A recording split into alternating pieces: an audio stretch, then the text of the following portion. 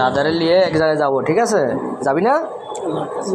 হ্যাঁ, আচ্ছা, ইনশাল্লাহ ঠিক হয়ে যাবে। হ্যাঁ,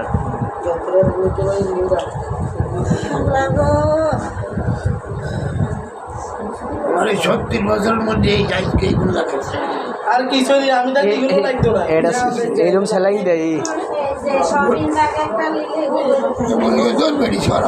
আমি থাকলে বাড়ি এগুলো দিলে বসে না তাই এগুলো লাগি